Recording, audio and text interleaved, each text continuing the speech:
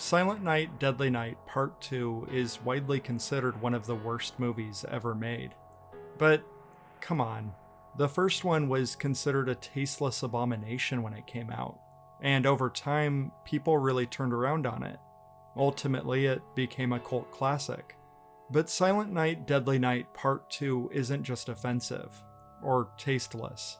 It's actually just a straight-up ripoff. The first half of the movie is the first movie, just re-edited. This time we're getting the story from Ricky, brother of the psychotic Santa Claus killer from the original. But we get these little interview sequences with the psychologist, and Ricky giving narration. It's actually kinda crazy.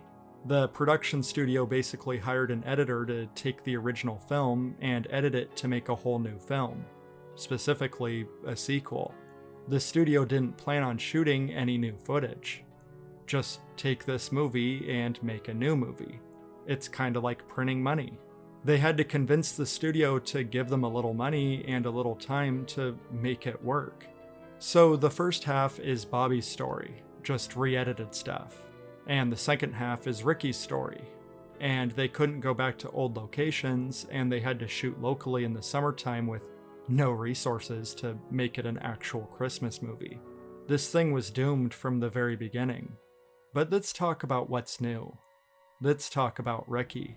Shortly after his brother was killed, Ricky was adopted by a very supportive family. And he had a nice childhood. But just like Billy, he had certain triggers, one of which is the color red, which reminds him of the day that he saw Santa get killed. But Ricky grew up to be a fine young man, because he had a good support system. Then his support system died, and Ricky started isolating himself. And one day, he spots a couple in the woods. The man is being very handsy with his girlfriend, and he has a flashback to the night that his mom died. You know, the one that he definitely remembers because he was there, as a baby. He snaps and runs over the boyfriend repeatedly with his car, and the girlfriend thanks him. He's a hero. Then later on, when he gets his first job, he sees a guy getting beat up by a loan shark in an alleyway, and Ricky impales him with an umbrella. I'm starting to think that this Ricky guy ain't half bad. Then he meets Jennifer, and they start dating, and everything is going well. But they go to the theater to watch a horror movie, and there's this asshole ruining it. Well, it turns out the movie they're watching is Silent Night, Deadly Night, which is going to be a reoccurring gag in this series. And Ricky instantly snaps and attacks the guy in the back of the theater. But Jennifer doesn't witness this because her ex-boyfriend Chip shows up and starts harassing her. Later on, Ricky and Jennifer are walking down the street, and Chip shows up again, starts causing trouble, and Ricky loses it. First he kills Chip, then he kills Jennifer, and amazingly, it kinda keeps escalating. And really, the movie just speaks for itself.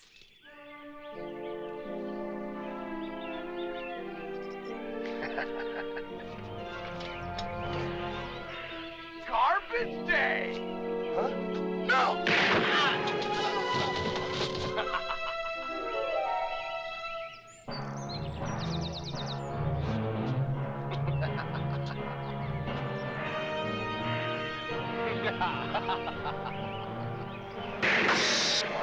Bingo!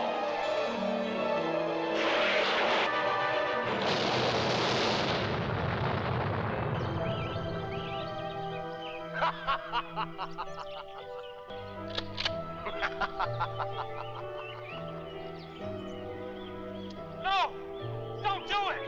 No! It's not worth it! Don't be a fool! Don't do it! Don't kill yourself! Now, the movie is famous for this scene, but I can't stress enough just how bad of a performance this is. Ricky is a brutish, sarcastic asshole, and he's overacting so much that every single line of dialogue is comical. It's a performance that's impossible to hate because it transcends bad. But now, we're finally caught up to present day, and Ricky is going to kill the psychologist and go after Mother Superior, with it being Christmas Eve. Oh, and by the way, the movie has 10 minutes left. We finally get some Christmas stuff. Or, new Christmas stuff.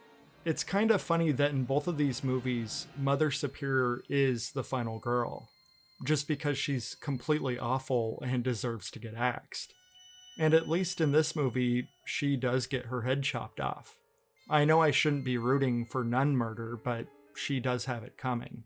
Ricky is repeatedly shot by the police, but it turns out he isn't dead. Oh god, they're gonna make a sequel. I just hope they're not just gonna re-edit footage from part 1 and part 2. So, in the end, part 2 is a shameless, passionless scam to milk the franchise. But for everything that's new, I actually really like it.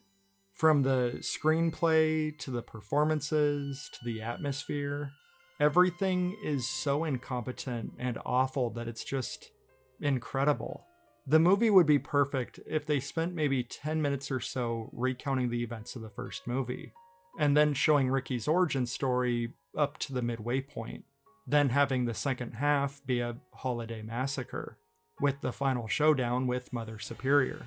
As it stands, half the movie is a complete waste of time.